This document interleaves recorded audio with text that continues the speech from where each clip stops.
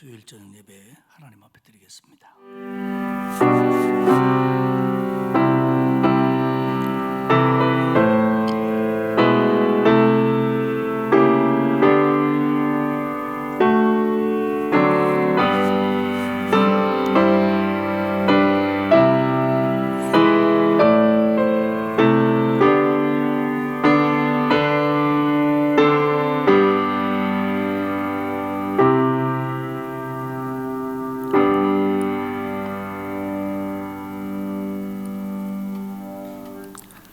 사랑과 은혜가 풍성하신 아버지 하나님, 고맙고 감사합니다. 어려운 때를 살지만 주님이 우리의 방패 되어 주시고 우리의 위로자 되시며 힘 되어 주셔서 하루하루를 승리하며 주의 은혜 가운데 살게 하시니 고맙습니다. 오늘도 그 감사를 가지고 하나님 앞에 나와 수요 예배로 모였사오니 우리의 예배를 받으시고 우리에게 은혜를 내려 주옵소서. 감사드리며 예수님의 이름으로 기원하옵나이다. 아멘.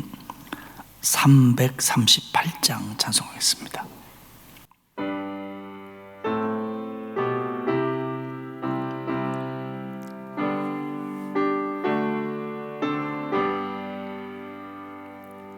내 주를 가까이 하게 함은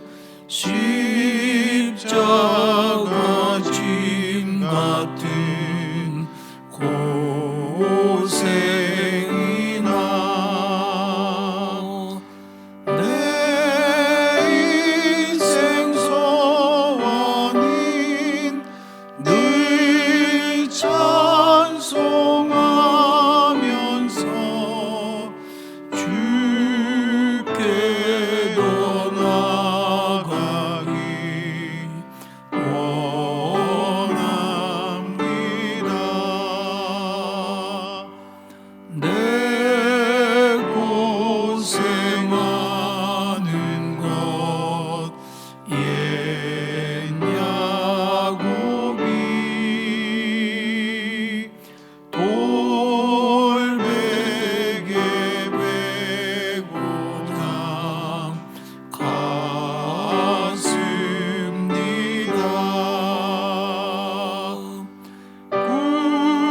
구애로 소원이 늘 찬송하면서 주께로 나가기 원합니다. 천성에 가는 길 험하여도 생명길 되나니 은혜로다. 천사가 부르니 늘 찬송하면서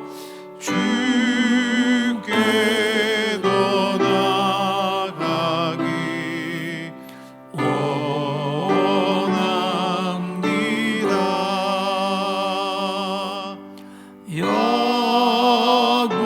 야곱이 잠 깨어 일어난 후 돌담을 쌓은 것 본받아서 숨질 때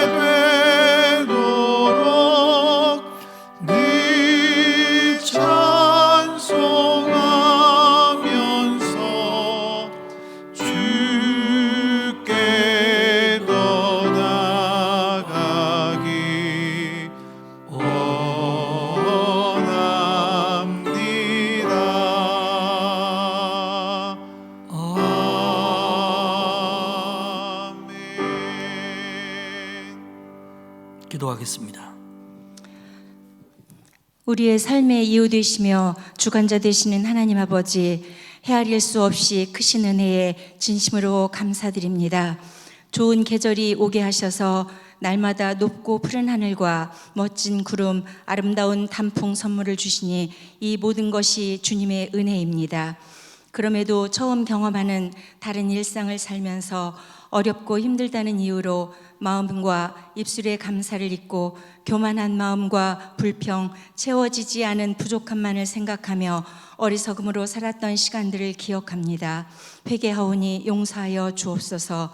주의로 3일 동안도 보호하시고 지켜주신 하나님, 이 저녁 수요 예배에 나오신 성도들을 축복해 주옵소서. 이 시간 주님께서 간절히 찾으시는 단 한 사람 거룩하고 참된 예배자가 모두 될 수 있기를 간구합니다.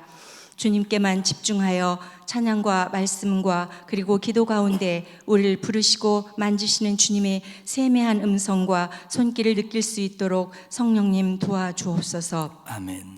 부분적이지만 이번 주부터는 예배당에서 모든 성도들과 함께 유년부, 영아 유치부, 영어 예배부까지 찬양과 경배를 드리게 하시니 감사합니다. 다시는 멈추거나 후퇴하지 않고 점차 더 큰 회복으로 이어지며 온라인 예배를 드리며 주의 성전을 사모하는 모든 성도들이 그 발걸음을 기쁨으로 옮기는 날을 속히 주시길 원합니다.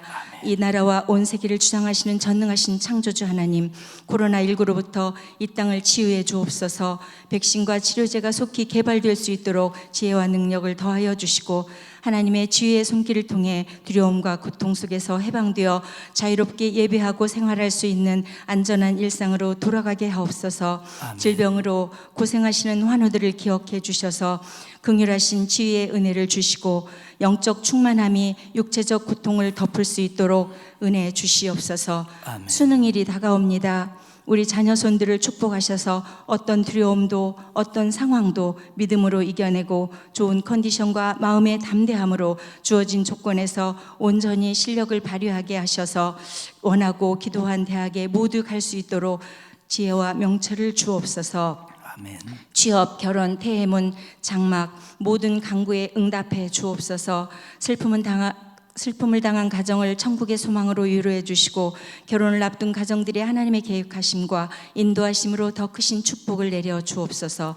우리 교회를 통해 이 땅에서 하나님의 이름이 높아지게 하옵소서. 우리 강석교회가 어둠을 밝히는 한 줄기 소망의 빛이 되게 하옵소서. 따뜻이 감싸고 위로하는 사랑이 되게 하옵소서. 그래서 이 땅의 교회들이 다시 일어서며 회복되어지기를 원합니다. 이덕한 담임 목사님을 영적 육적으로 넘치게 축복하여 주옵소서. 가정과 삶을 형통케 하시고 성령의 강한 능력과 충만함으로 채우시사 더 크게 사용하여 주시옵소서. 부교역자님들도 같은 은혜를 부어 주시옵소서. 이덕한 목사님 에스라서 4장 1절에서 24절 방해라는 제목으로 강해 말씀 선포하실 때에 그 말씀 한 절 한 절이 우리의 부족한 심령을 채우는 담비 되게 하옵소서. 아멘. 예배의 마지막까지 성령님 인도하여 주시고 오직 홀로 영광 받으옵소서. 가장 귀한 이름 예수 그리스도의 이름으로 기도하옵나이다. 아멘. 아멘.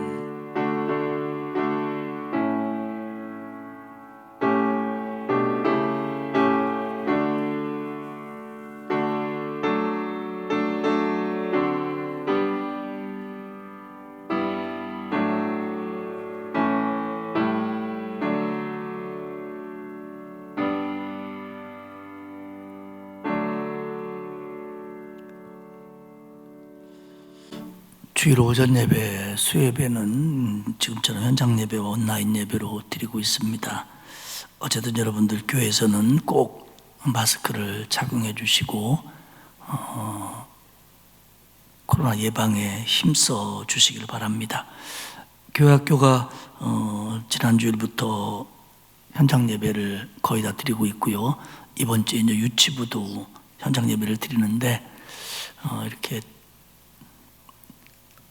올 아이들을 체크해 보니까 조금 인원이 많아서 아마 나이별로 이렇게 아마 제가 듣기로는 이번 주일은 뭐 3, 4, 5세 혹은 다음 주일은 6, 7세 뭐 이런 식으로 구분해서 처음에는 모이려고 한다고는 보고를 받았습니다. 어쨌든 여러분 교회학교 예배를 위해서도 계속 기도해 주시기를 바랍니다. 이번 주 토요일에 결혼식이 있습니다. 111구역 박근선 한수 집사님, 이성자 집사님의 아들 승일군의 결혼식이 토요일 날 3시 40분에 더 뉴 컨벤션 웨딩 2층에서 있습니다. 요즘에는 뭐 예식장에 3분의 1쯤 들어가게 한다고 그래요. 형편에 따라 여러분들 축복해 주시고 또 기도해 주시기를 바랍니다. 하나님 말씀 에스라 4장입니다. 제가 가지고 있는 성경으로는 구약성경 714페이지입니다. 에스라 4장 1절에서 마지막 절 24절까지 한 절씩 저와 여러분이 교독하도록 하겠습니다. 에스라 4장 1절입니다. 사로잡혔던 자들의 자손이 이스라엘의 하나님 여호와의 성전을 건축한 다음을 유다와 베냐민의 대적이 듣고 스룹바벨과 족장들에게 나와 이르되 우리도 너희와 함께 건축하게 하라. 우리도 너희같이 너희 하나님을 찾노라. 아수르 왕 에살핫돈이 우리를 이리로 오게 한 날부터 우리가 하나님께 제사를 드리노라 하니 스룹바벨과 예수아와 기타 이스라엘 족장들이 이르되 우리 하나님의 성전을 건축하는데 너희는 우리와 상관이 없느니라. 바사왕 고레스가 우리에게 명령하신 대로 우리가 이스라엘의 하나님 여호와를 위하여 홀로 건축하리라 하였더니 이로부터 그 땅 백성이 유다 백성의 손을 약하게 하여 그 건축을 방해하되 바사왕 고레스의 시대부터 바사왕 다리오가 즉위할 때까지 관리들에게 뇌물을 주어 그 계획을 막았으며 또 아하수에로가 즉위할 때에 그들이 글을 올려 유다와 예루살렘 주민을 고발하니라. 아닥사스다 때에 바슬림과 미드рат과 다브엘과 그의 종료들이 바사왕 아닥사스다에게 글을 올렸으니 그 글은 아람 문자와 아람 방언으로 써서 진술하였더라. 방백 르훔과 서기관 심세가 아닥사스다 왕에게 올려 예루살렘 백성을 고발한 그 글에 방백 르흠과 서기관 심사와 그의 동료 디나 사람과 아바샷 사람과 다볼레 사람과 아바세 사람과 아렉 사람과 바벨론 사람과 수산 사람과 대해 사람과 엘람 사람과 그 밖에 백성 곧 존귀한 오스납발이 사마리아 성과 유브라데강 건너편 다른 땅에 옮겨둔 자들과 함께 고발한다 하였더라. 아닥사스다 왕에게 올린 그 글의 초본은 이러하니 강 건너편에 있는 신하들은 왕에게 아뢰나이다. 당신에게서 우리에게로 올라온 유다 백성들이 예루살렘에 이르러 이 패역하고 악한 성읍을 건축하는데 이미 그 기초를 수축하고 성곽을 건축하오니 이제 왕은 아시옵소서. 만일 이 성읍을 건축하고 그 성곽을 완공하면 저 무리가 다시는 조공과 관세와 통행세를 바치지 아니하리니 결국 왕들에게 손해가 되리이다. 우리가 이제 왕궁의 소금을 먹음으로 왕이 수치당함을 참아 보지 못하여 사람을 보내어 왕에게 아뢰오니 왕은 조상들의 사기를 살펴보시면 그 사기에서 이 성읍은 패역한 성읍이라 예로부터 그 중에서 항상 반역하는 일을 행하여 왕들과 각도의 손해가 된 것을 보시고 아실지라 이 성읍이 무너짐도 이 때문이니이다. 이제 감히 왕에게 아뢰오니 이 성읍이 중건되어 성곽이 준공되면 이로 말미암아 왕의 강 건너편 영지가 없어지리이다 하였더라. 왕이 방백 르흠과 서기관 심세와 사마리아에 거주하는 그들 동관들과 강 건너편 다른 땅 백성에게 조서를 내리니 일러스되 너희는 평안할지어다. 너희가 올린 글을 내 앞에서 낭독시키고 명령하여 살펴보니 과연 이 성읍이 예로부터 왕들을 거역하며 그 중에는 항상 패역하고 반역하는 일을 행하였으며 옛적에는 예루살렘을 다스리는 큰 군왕들이 있어서 강 건너편 모든 땅이 그들에게 조공과 관세와 통행세를 다 바쳤도다. 이제는 너희가 명령을 전하여 그 사람들에게 공사를 그치게 하여 그 성을 건축하지 못하게 하고 내가 다시 조서 내리기를 기다리리라. 너희는 삼가서 이 일에 게으르지 말라. 어찌하여 화를 더하여 왕들에게 손해가 되게 하랴 하였더라. 아닥사사 왕의 조서 초본이 르흠과 서기관 심세와 그의 동료 앞에서 낭독되매 그들이 예루살렘으로 급히 가서 유다 사람들을 보고 권력으로 억제하여 그 공사를 그치게 하니 이에 예루살렘에서 하나님의 성전 공사가 바사왕 다리오 제2년까지 공중되라. 아멘. 아멘. 오늘 교회 오는데 하늘을 보니까 하늘이 맑고 달이 참 좋더라고요. 보셨어요? 여러분들은 은혜 받을 생각에 달은 안 보고 땅만 보고 오셨나 봐요. 한번 돌아갈 때 한번 하늘을 좀 보십시오. 남왕국 유다를 멸망시키고 예루살렘 성전을 파괴한 바벨론의 느부갓네살 왕은 예루살렘을 중심으로 살고 있었던 많은 인재들을 바벨론으로 끌고 갑니다. 정치인도 있고 종교 지도자들도 있고 학자들도 있고 정말 괜찮은 많은 사람들을 바벨론으로 끌고 갔습니다. 그러나 이 바벨론은 얼마 가지 못하고 신흥국가인 파사 페르시아라고 불리우는 바사 왕국에 의해서 그 모든 영토와 권력을 뺏기고 역사의 뒤안길로 사라집니다. 바사 왕 고레스는 바사 왕국 내에 모든 바벨론에 의해서 끌려온 이민족들을 자신으로 돌아가도 좋다고 하는, 고향으로 가도 좋다고 하는 조서를 내립니다. 이 칙령에서 유대인 부분에게 해당되는 내용은 이스라엘 백성은 예루살렘으로 가서 이스라엘의 하나님 여호와의 성전을 건축하라 하는 내용이었습니다. 바사왕 고레스는 하나님을 섬기는 사람이라고 볼 수는 없지만 종교적인 관용 정책으로 이런 일을 했고, 바사 왕국 사람들이 예루살렘 사람들이 돌아가는데 물질적으로 또 짐승 같은 걸로 도움을 주도록 했고, 과거에 느부갓네살이 예루살렘을 멸망시킬 때 성전에서 빼앗아 왔던 성전의 여러 가지 집기들과 기물들을 돌려주어 가져가게 합니다. 총독 세스바살과 스룹바벨을 중심으로 주전 538년에 바벨론에 끌려갔던 이스라엘 사람들이 예루살렘으로 일부가 돌아옵니다. 이것을 우리가 제1차 포로 귀환이라고 부릅니다. 돌아와서는 제사장 예수아와 세스바살의 뒤를 이은 스룹바벨이, 총독이 된 스룹바벨이 중심이 되어 먼저 무너진 제단을 건축합니다. 다시 세웁니다. 그리고 번제를 드리고 지키지 못했던 절기들을 온전하게 지킵니다. 예배를 회복시키는 겁니다. 아직 성전 건축은 이루어지지 않았습니다. 그러나 성전 마당 번제단이 있던 곳에 제단을 다시 세우고 하나님 앞에 드리는 예배부터 다시 시작을 합니다. 그리고 온 백성들이 기쁨으로 자발적으로 힘을 모아 성전 건축의 기초를 놓습니다. 이때까지만 하더라도 순조롭게 성전 건축이 진행될 것으로 그들은 보았습니다. 그 다음 얘기가 이제 오늘 본문 에스라 4장입니다. 첫 번째 볼 내용은 주변 이방인들의 건의입니다.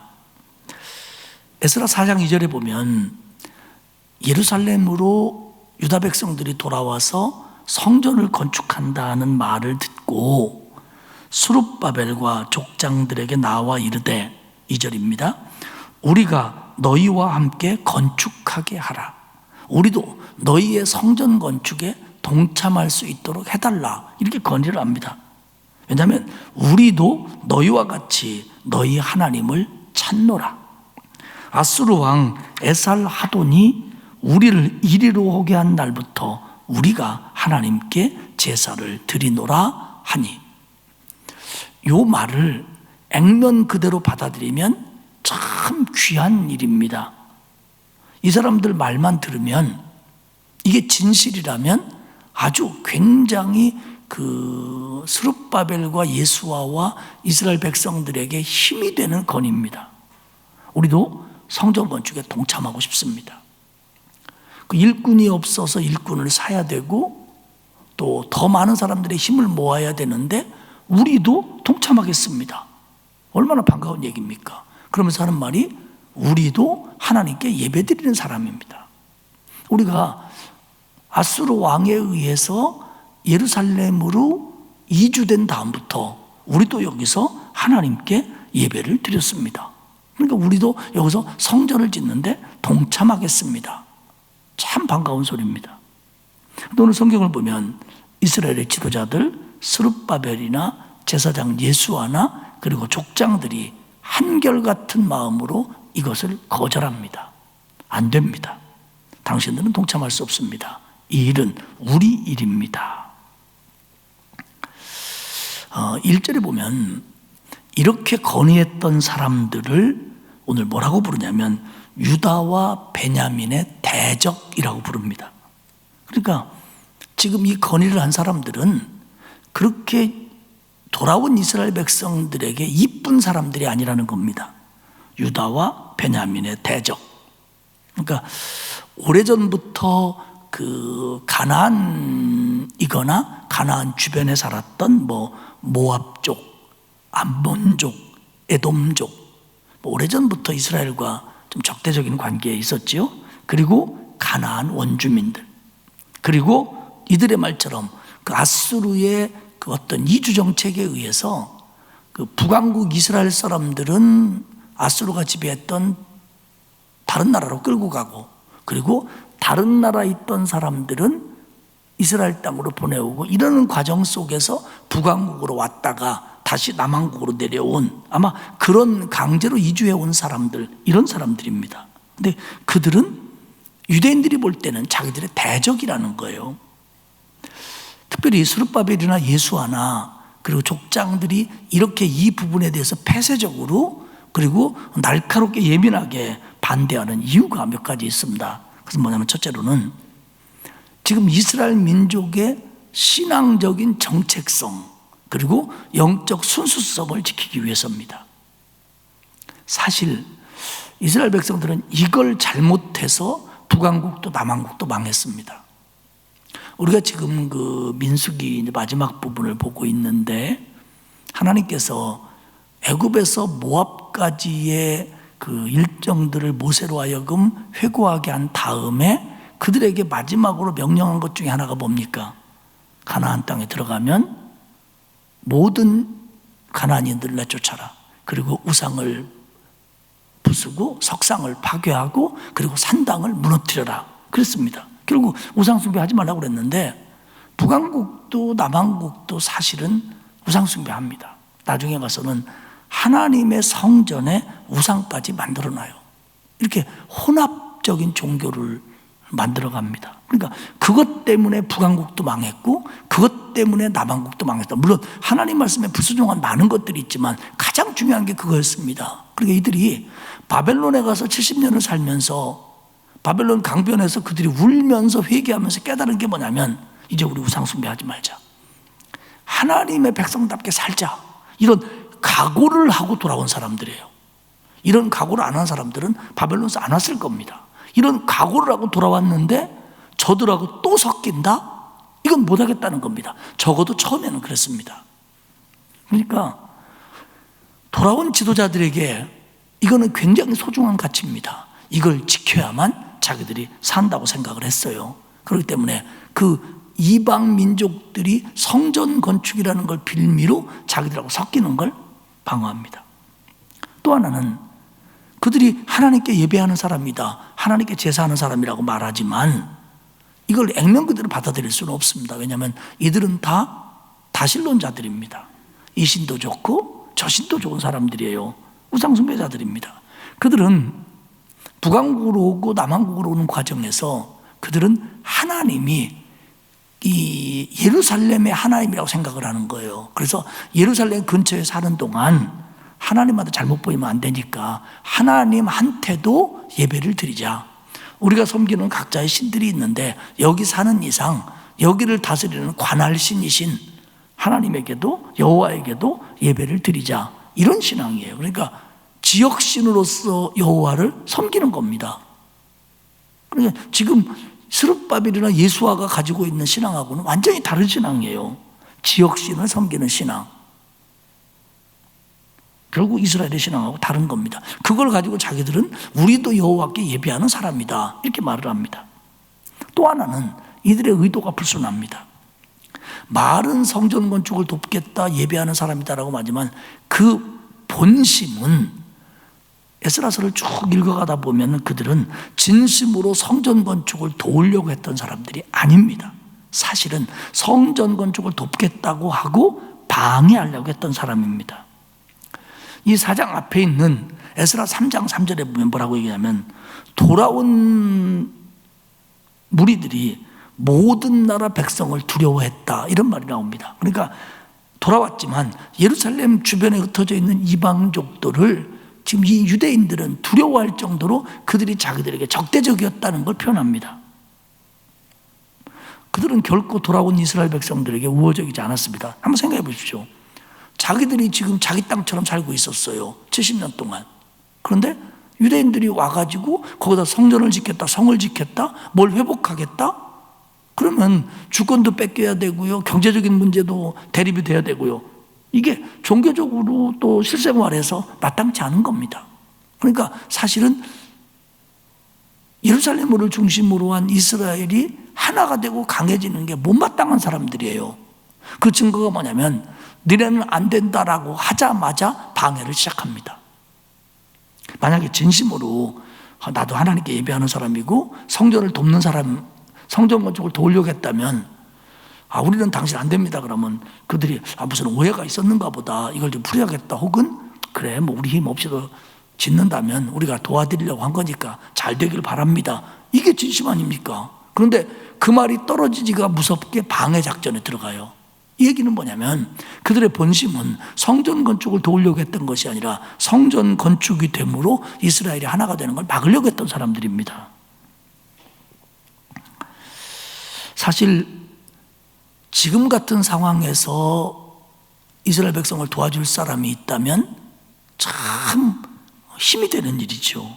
그런데 지금 얘기한 민족의 정체성을 지키기 위해서, 그리고 그들의 신앙을 믿을 수도 없고 그들의 본심도 믿을 수 없기 때문에 스룹바벨과 이스라엘의 지도자들은 이 부분을 거절합니다. 에스라 4장 3절을 봅시다. 스룹바벨과 예수아와 기타 이스라엘 족장들이 이르되 우리 하나님의 성전을 건축하는데 너희는 우리와 상관이 없느니라. 바사왕 고레스가 우리에게 명령하신 대로 우리가 이스라엘의 하나님 여호와를 위하여 홀로 건축하리라 하였더니 아주 점잖게 거절합니다. 여러 얘기 안 하고 고레스 왕이 우리더러 지라고 그랬다. 그러니 우리가 지켰다라는 겁니다. 4절에 보면 즉각적인 방해를 시작합니다. 이로부터 그 땅 백성이 유다 백성의 손을 약하게 하여 그 건축을 방해하되, 말씀드린 것처럼 진심이었다면 이렇게 나올 리가 없습니다. 그런데 당신들 우리와 상관이 없어, 고레스 왕이 우리끼리 하라고 그랬어 라고 하자 그들은 방해 작전을 시작합니다. 손을 약하게 하다, 사기를 떨어뜨리고요, 온갖 방법을 동원하여 물리적인 방법까지 동원해서 성전 건축을 방해합니다. 그 결과 5절에 보면 바사왕 고레스 시대로부터 와서부터 바사왕 다리오가 즉위할 때까지 관리들에게 뇌물을 주어 그 계획을 막았더니,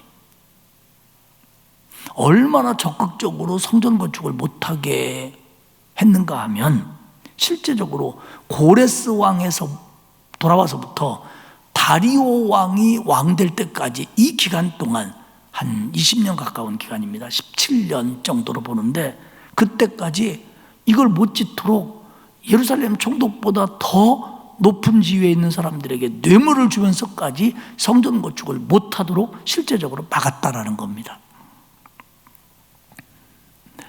지금 이제 성전을 건축하고요, 성전 건축하는 게 무슨 이방인들에게 큰 방해가 되겠냐 하지만, 성전을 건축하고 예배가 더 구체적으로 회복되면 그 다음에 이스라엘 백성들은 예루살렘 성읍을 재건하려고 하는 겁니다. 집들이 무너지고 파괴됐으니까, 사람이 잘 못 살으니까 성읍을 재건하면 다시 이스라엘 사람들이 몰려들고 바벨론에 있는 사람들도 더 많이 올 겁니다. 그러면 이 성읍을 재건해서 예루살렘을 회복하고 그 다음에는 성벽을, 성곽을 재건하는 겁니다.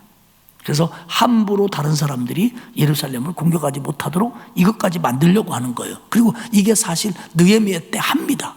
그러니까 이런 계획들을 지금 여기 예루살렘에 살고 있었던 이방족들도 모를 리가 없어요. 이거 내비두면 이스라엘 사람들 성전 짓고 또 여기 예루살렘 옛날처럼 왕성한 도시로 만들고 그리고 성 쌓고 그래가지고 우리를 내쫓고 그리고 지들이 힘을 모을 거다, 이렇게 생각하는 거예요. 그러니까 처음부터 방해해야 된다는 거죠. 처음부터 막아야 된다는 거예요. 그래서 그들의 반대로 다리오 왕 때까지 성전 건축이 기초만 놓고 진도가 못 나가요. 진도가 못 나가요. 끈질기게 반대하는 겁니다. 처음에 반대할 때는 예루살렘 사람들도 이겨보려고 했겠지요. 근데 뭐 뇌물 줘서 막고 물리적으로 막고 자기들이 아직 그 텃세와 주도권을 가지고 있으니까 이 사람들은 새로 왔고 그러니까 막으니까 못 짓는 거예요.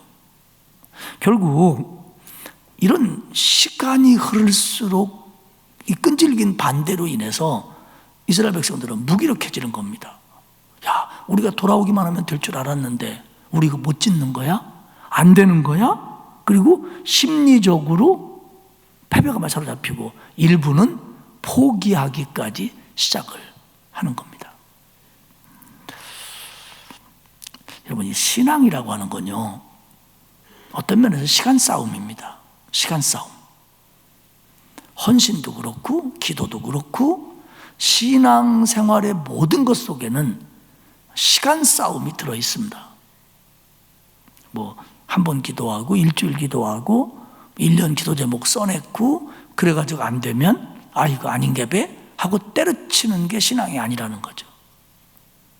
끈질기게 반대가 있어도 끈질기게 어려움이 찾아와도 끝까지 기도하고 끝까지 충성하는 게 신앙의 본질이고 그래야만 열매를 볼 수 있는 겁니다.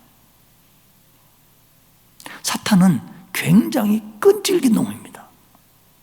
에덴 동산에서부터 지금까지 끈질겨요. 아주 질깁니다. 근데 이게 질기다고 해서 신앙인들이 이 방해와 이 유혹과 이것들의 공작에 우리가 져서는 안 됩니다. 별의별 방법을 다 씁니다. 하나님의 교회를 박해하고 신앙인들을 약화시키고, 그리고 우리가 꼭 기억해야 될 게 뭐냐면 지금 성전을 건축하는 건 하나님이 기뻐하시는 일입니까? 아닙니까? 네, 기뻐하시는 일입니다. 성전 건축이 하나님의 뜻입니까? 아닙니까? 뜻입니다. 그런데 하나님의 뜻이고 하나님의 계획이고 하나님이 섭리하시는 일인데도 방해가 나오는 거예요. 여러분, 우리가요, 너무 졸속적으로 생각하지 말아야 될 게 뭐냐면 내가 뭘 하려고 하는데 안 풀린다, 방해가 있다, 그러면 이게 하나님의 뜻 아닌 게 배, 그리고 금방 접어서는 안 됩니다. 물론 그럴 수도 있습니다. 그러나 하나님의 뜻도 하나님이 기뻐하시는 일도 방해 있을 수 있습니다. 힘들 수 있습니다. 그래서 내 주를 가까이 하는 것은 십자가 지는 것처럼 힘든 거예요. 오죽하면 예수님이 나를 따라오려거든 너를 부인하고 십자가를 지고 나를 따라오느라 그렇게 말씀하셨겠어요. 주님과 동행하면 모든 게 만사형통이 아닙니다. 주님이 원하는 대로 건든다고 해서 무조건 꽃길만 나오는 게 아니라는 거예요. 그럼 이게 뭐냐? 그럼 이 길을 과연 가야 되느냐? 가야 되죠. 왜냐하면 그 길 끝에 정말 꽃길이 있는 거예요. 그리고 비록 방해가 있어도 주님과 함께 내가 걷고 주님이 기뻐하시는 길을 걷는다고 하는 확신이 성령을 통해서 내게 날마다 힘이 되고 기쁨이 되고 감사가 되고 행복이 된다는 걸 믿으시기를 축복합니다. 이런 거예요. 적금을 들어가지고 뭔가 뭐 집을 산다든지 하긴 요새는 적금 들어가고 집을 살 때는 아닙니다만은 옛날에 그럴 때도 있었으니까 하여간 적금을 들든지 뭘 해서 하겠다 그러면 지금 막 아끼고 가난하게 살고 그러면서도 막 다른 데다도 못 쓰면서 그거 갖다가 은행에다 넣더라도 지금 바뀐 건 없지만 마음으로는 행복했잖아요. 왜? 이걸 기대하니까, 이걸 믿으니까. 똑같은 겁니다. 이스라엘 백성들이 예루살렘에 돌아왔을 때 그들은 굉장히 기뻤습니다. 생각해 보십시오. 70년을 포로 생활하다 왔어요. 그리고 믿을 만한 사람들이 자기들을 인도하잖아요. 하나님의 뜻이고. 그리고 고레스가 하는 짓 보니까 이건 뭐 착착착 풀려가거든요. 그런데 와보니까 그게 마음대로 안 되는 거예요. 그것도 하루 이틀도 아니고 끈질기게 20년 가까운 시간을 방해하는 겁니다. 이걸로 끝나는 게 아니에요. 성전 짓고 나서 또 그래요. 두 번째 생각은 끈질긴 방해입니다. 우리가 여러분 에스라 4장을 읽을 때 분명히 알아야 될 것은 뭐냐면 그 1절에서 5절까지 얘기는 그 스룹바벨이 성전을 건축할 때 얘기입니다. 그리고 6절에서 마지막 한 절을 남겨놓고 23절까지 얘기는 성전을 건축한 다음에 성읍을 재건하고 성벽을 쌓으려고 했을 때의 방해, 그러니까 아하수에로 왕 때 방해나 아닥사스다 왕 때의 방해를 기록하고 있습니다. 시제상 한참 뒤입니다. 그리고 마지막 절은 다시 성전 건축의 방해를 받았다라는 얘기를 나옵니다. 이게 무슨 얘기냐면 1절에서 5절까지 마지막 절까지는 이어지는 얘기고요. 가운데는 이 사람들이 얼마나 방해했는가를 밝히기 위해서 저자는 이 일이 있은 다음에 쓴 거기 때문에 이들이 스룹바벨 때 성전 건축을 할 때도 그랬고 그 다음에 아하수에게 그리고 아닥사스다에게 이런 짓들까지 하면서 예루살렘 성읍의 재건과 성벽의 건축을 막았다라는 걸 강조하는 겁니다. 그러니까 이건 시제상 역사 순으로 되어 있는 게 아니고 4절은 이렇게 의미상으로 쓰여졌다고 하는 걸 우리가 이해를 하고 4절을 읽어야 됩니다. 4장을. 그렇지 않으면 이게 왔다리 갔다리 합니다. 왜냐하면 이미 아하수에로 왕이나 아닥사스다 왕 때보다 이전에 성전은 지어집니다. 다리오 왕 때. 그렇기 때문에 이게 만약에 같은 맥락으로 보면 성전이 100년 동안 못 짓고 있는 게 됩니다. 그건 아닙니다, 여러분. 자, 그러면 에스라 4장 6절과 23절 이하를 보면 성전을 건축했어요. 요 의미상으로는. 그리고 실제 에스라의 전체적인 맥락으로는 아직 건축이 안 된 거죠. 성전 건축 이후에도 성읍을 재건한다든지 성벽을 질 때 끈질기게 방해를 합니다. 그러니까 스룹바벨 얘기는 5절에 멈추고 6절부터는 다른 얘기예요. 자, 1차 고소를 합니다. 이게 언제냐면 아하수에로 왕 때입니다. 아하수에로 왕은 실제로 페르시아 역사에서는 크세르크세스라고 하는 왕입니다. 실존하는 인물들이에요. 근데 아하수에로 왕 때 여러분이 기억하는 여자가 하나 있을 텐데요. 누구죠? 에자로 시작하는데 에스더죠. 에스더, 모르드게, 하만. 이게 얽히고 설킨 사건이 아하수에로 왕 때 일어납니다. 그래가지고 이때 유대인들에게 만들어진 절기가 부림절이라고 하는 절기입니다. 그래서 아달월 14일과 15일에 지키는 절기입니다. 그런데 이 아하수에로 왕 때도 이들이 고소장을 왕에게 올려가지고 유다와 예루살렘 주민들을 고발했다는 거예요. 얼마나 방해가 심한지. 이 아하수에로 왕은 주전 486년 혹은 485년부터 한 20년간 통치한 왕입니다. 그런데 이 아하수에로가 페르시아를 지배할 때 역사적으로 무슨 일이 있었냐면 애굽이, 이집트가 반란을 일으킵니다. 그러니까 오늘의 이란 땅인 페르시아, 그리고 이라크 땅도 가지고 있고 중동 거의 다 가지고 있죠. 더 길부까지. 뭐 요르단, 이스라엘, 또 레바논, 시리아, 사우디, 그리고 이집트까지 다 갖고 있는데 이집트가 왕국이 크잖아요. 이집트에서 반란이 일어난 거예요. 이것 때문에 사실 거리상으로 멉니다. 이 수산성은. 그 파사의 수도는 이집트에서 굉장히 떨어져 있잖아요. 그러니까 이게 공권력이 미치가지고 힘들어요. 그러니까 이집트에서 반역을 일으키니까, 반역이라는 그게 다른 거 아니죠. 독립운동이죠. 그러니까 이 아하수에로가 그것 때문에 굉장히 신경 쓰고 있는데 이 이집트에서 비교적 가까운 가나안 땅 예루살렘에서 그쪽으로 고소장을 날려보내는 거예요. 얘들도 이상합니다. 이거 성읍 지켜야 하고 성벽 쌓게 하면 이것들도 어떻게 될지 모릅니다. 이런 고소장을 아하수에로에게 올린 거예요. 그러니까 당연히 압력이 들어오겠죠. 이런 일이 있었다는 거예요. 그 다음에 두 번째 고소는 아닥사스다 왕 때입니다. 이 아닥사스다는 아하수에로 다음번에 있는 페르시아의 왕입니다. 그 페르시아 역사에는 아르다크세르크세스 왕입니다. 이게 이제 아닥사스다인데 40년을 통치합니다. 역사 속에서 보면 7절에 보면 비슬람과 미드르닷과 다부엘과 그의 동료들이 바사왕 아닥사스다에게 글을 올렸다. 내용은 빠져 있습니다. 어떤 고소 내용인데, 그러나 어쨌든 이것도 뻔한 얘기입니다. 그때 나올 수 있는 얘기가 그런 얘기니까요. 그래서 이런 것들이 성전을 짓고 난 후에도 이스라엘 백성들이 돌아와서 한 100년 동안이나 예루살렘 사람들을 모함하고 방해하고 공권력으로 핍박하게 하는 이런 고소 고발이 계속 이어졌다는 겁니다. 우리가 여기서 기억해야 될 건 뭐냐면, 이런 상황 속에서 성전을 건축했다. 이런 상황 속에서 성벽을 재건했다. 그리고 이런 상황 속에서 에스라와 느헤미야가 예루살렘과 유다 땅에서 이방인들을 몰아내고, 그리고 그 이방인들과 결혼하는 걸 막으려고 했던 노력이 얼마나 힘든 일이었던가를 우리는 이해해야 돼요.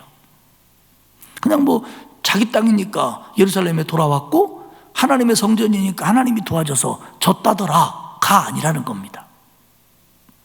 하나님의 명령이니까 자기들의 민족적인 정체성과 신앙의 순수성을 지키기 위해서 이방족과 통혼하지 않도록 느헤미야가 이끌어갔다.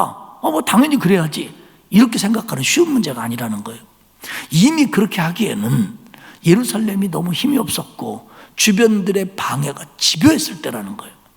그런데도 이런 끈질긴 방해를 물리치고 그들이 성전을 건축하고, 그리고 정말 신앙적인 정통성을 지켜가려고 예루살렘의 지도자들은, 그리고 그 민족들은 그렇게 부단히 이때 노력했다는 거예요. 우리는 이걸 높이 사야 돼요.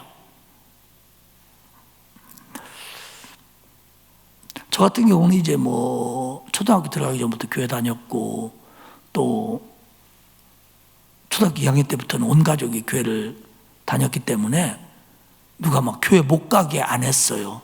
오히려 교회 안 가면 핍박받았습니다. 그리고 헌금 안 하면 핍박받았고. 왜냐하면 그때 교회 간다 그러면 그때 용돈 받을 때가 아니니까, 초등학교 때 저는 초등학교도 못 나왔어요. 국민학교 나왔어요. 예.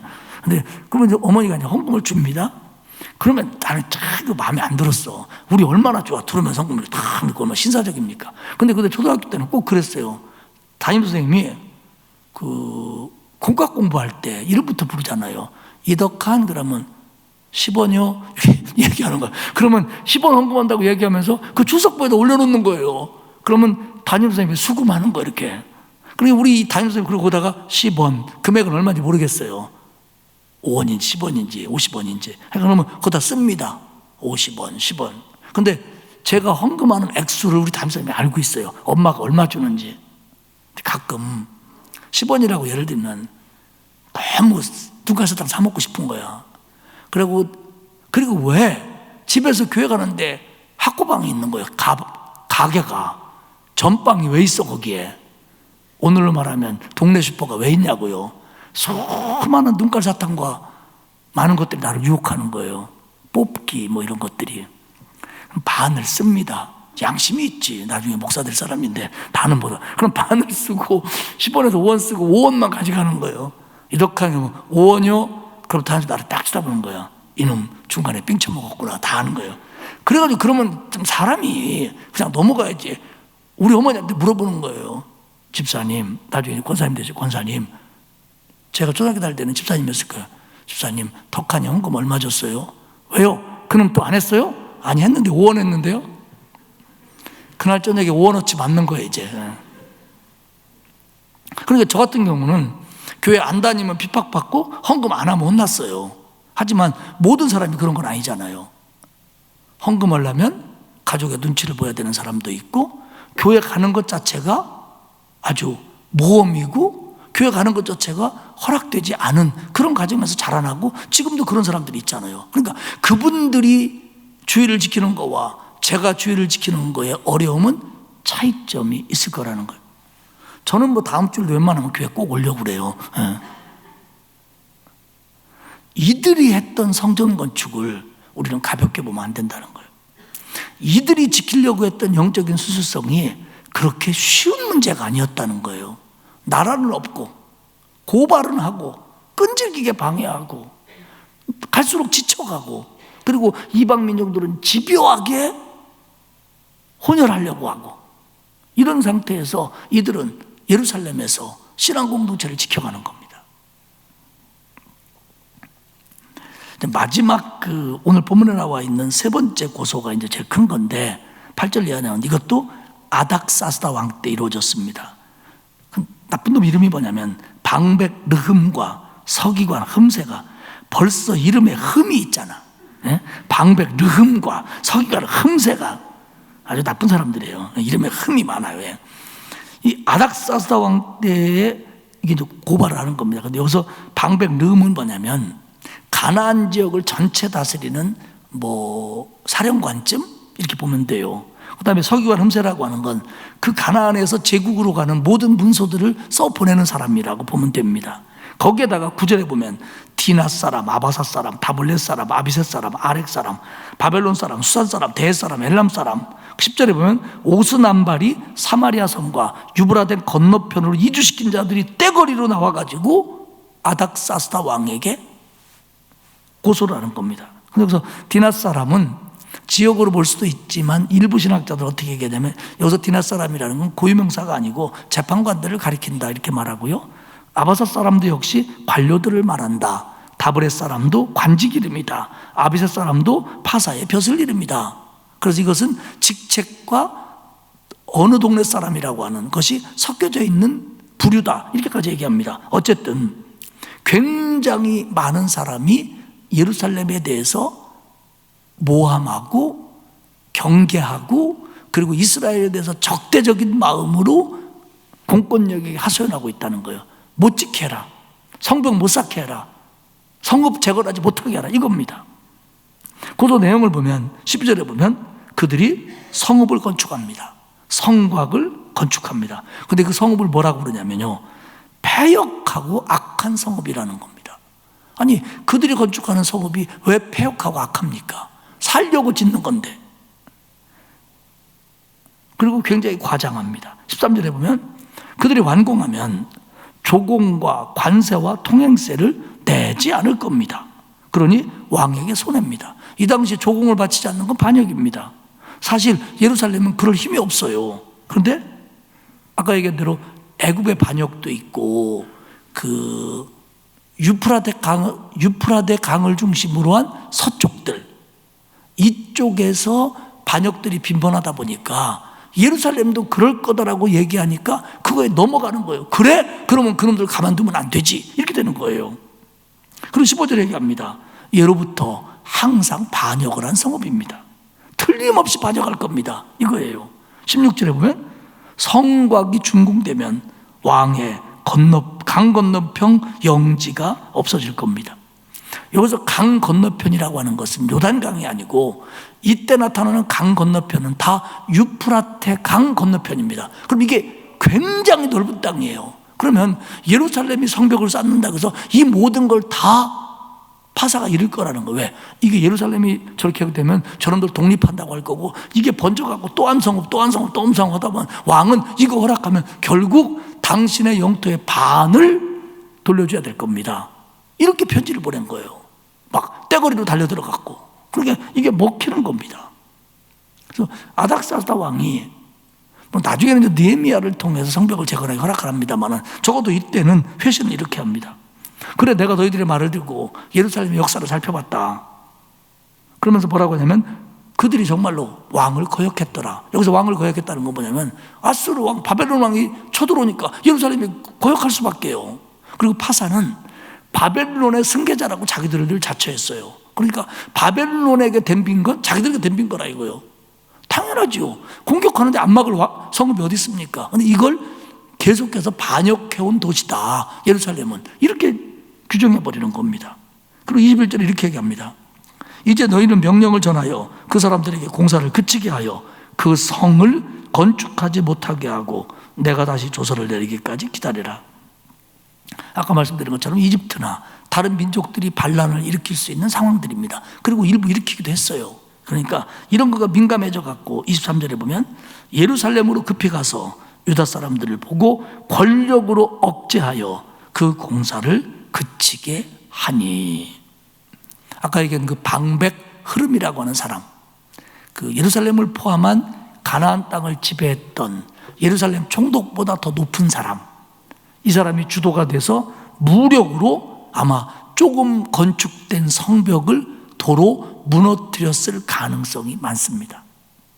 그래서 성서학자들은 느헤미야가 파사왕궁에 있으면서 그 성벽이 무너지고 재건되지 못한 것 때문에 굉장히 가슴 아파하는데, 그 가슴 아파하는 타이밍이 그 옛날 바벨론에 의해서 무너졌던 성벽 때문에 가슴 아파했다기보다는 다시 올라가려고 하다가 이때 무너져 버린 걸로 인해서 느헤미야가 더 가슴 아파하고 있었을 가능성이 높다라고 봅니다. 타이밍이. 그렇게 이들이 예루살렘의 성전 건축, 성벽 재건, 성읍 건설을 집요하게 방해하는 거예요.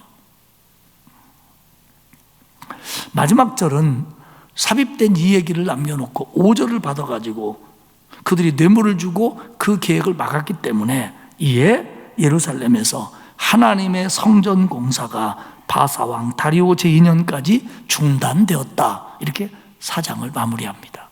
그러니까 지금 에스라의 시제로는 성전 건축도 안 된 거예요. 그런데 이놈들이 어떻게 방해했냐를 강조하기 위해서 이 세상으로는 후에 있는, 그러나 글 쓰는 입장에서는 전에 있었던 이 아하수에로 왕 때의 고발, 아닥사스다 왕 때의 엉터리 고발들을 이렇게까지 집요하게 예루살렘을 방해한 사람들이다를 밝히고 있습니다. 말씀을 맺겠습니다. 성전 재건, 성읍 재건, 성벽 건축, 이것은 하나님이 원하는 일이에요. 예루살렘의 예배를 회복하고, 그리고 예루살렘의 정체성을 지키고, 그리고 하나님의 백성의 신앙적 순수성을 보호하기 위한 여러 가지 방편들이에요. 하나님이 기뻐하시는 일입니다. 그런데 이게 안 풀려요. 성전 짓는데 20년, 성벽 짓는데 더 긴 세월 걸립니다, 이게.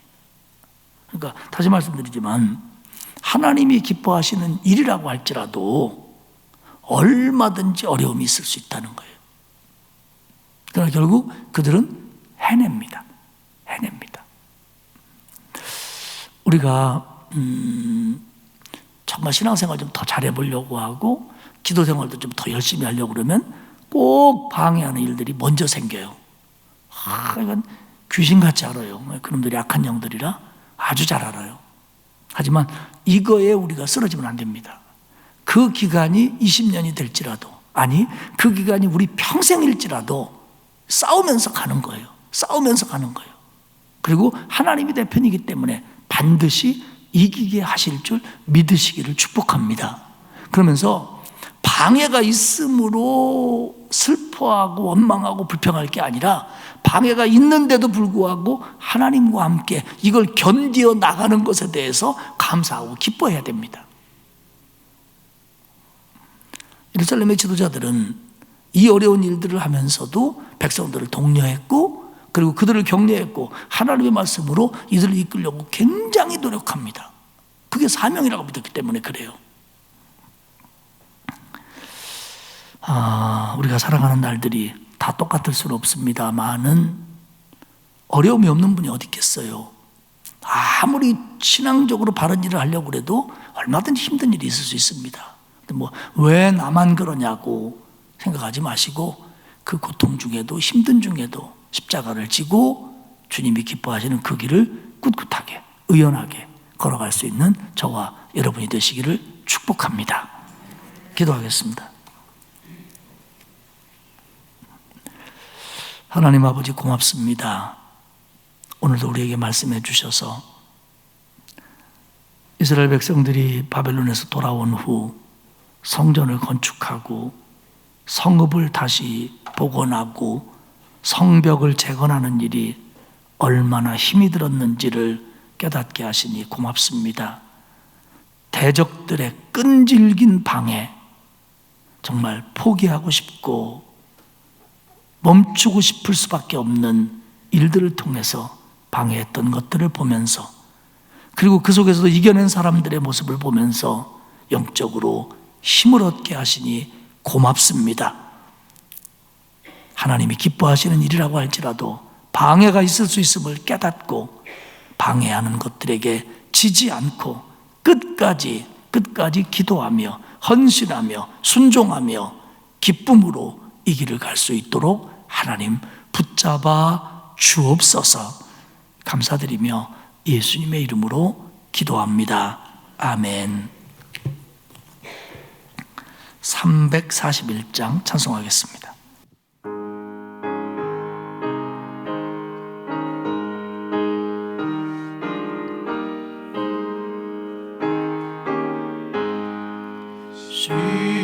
십자가를 내가 지고 주를 따라갑니다. 이제부터 예수로만 나의 보배 삼겠네. 세상에서 부귀영화 모두 잃어버려도 주의 평안 내가 받고 영생 복이 받겠네. 주도 곤욕 당했으니 나도 곤욕 당하리. 세상 사람 간사나 예수 진실합니다. 예수 나를 사랑하사 빛난 얼굴 보이면 원수들이 미워해도 염려할 것 없겠네. 내가 핍박 당할 때에 주의 품에 안기고 세상 고초 당할수록 많은 위로 받겠네. 주가 주신 기쁨 외에 기뻐할 건 무엇냐. 주가 나를 사랑하니 기뻐할 것뿐일세. 아멘.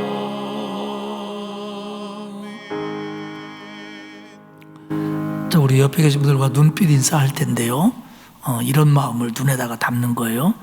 이렇게 뭐 졸리는 그거 말고 어떤 거냐면 사탄의 반대가 끈질겨도 어려움이 끈질겨도 우리 끈질기게 기도하고 끝까지 충성합시다. 이런 마음을 눈에다 담아가지고 옆 사람에게 눈 인사하겠습니다. 짜려보지 말고요. 예. 무슨 뜻인지 다 받아들였죠? 예. 내가 보내는 게 그분이 나한테 보낸 거니까. 남은 한 주간도 어떤 어려움과 방해가 있어도 믿음 안에 서서 승리하는 저와 여러분이 되시기를 축복합니다. 기도하겠습니다.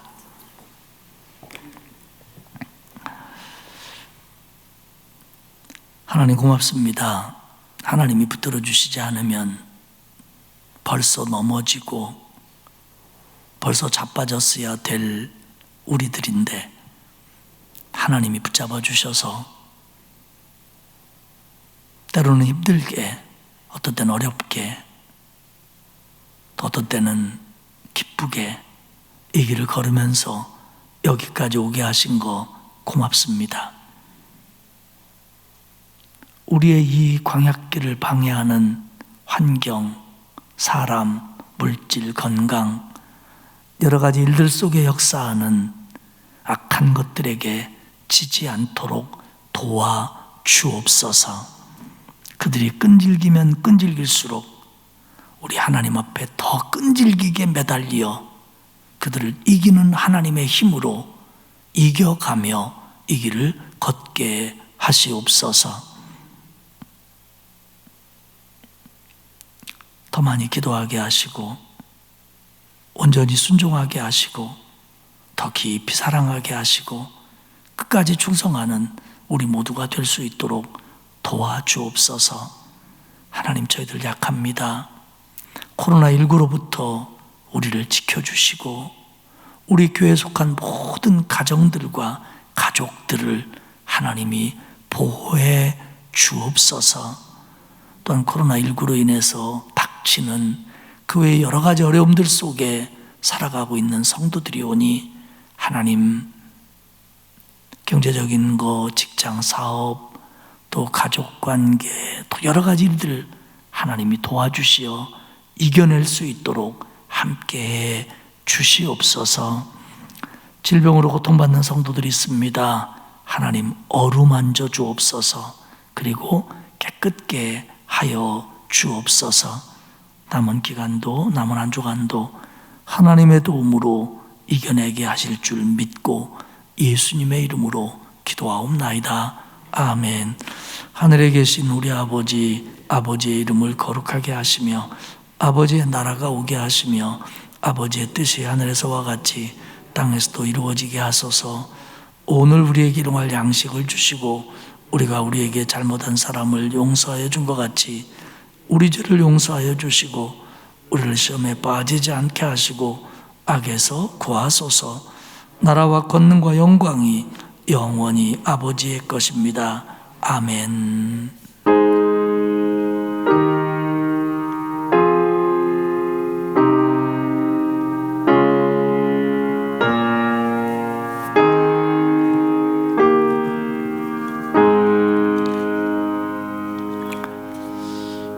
우리 오늘 주신 말씀 붙들고 그리고 각자 기도 제목 놓고 기도하시다가 자유롭게 돌아가시도록 하겠습니다.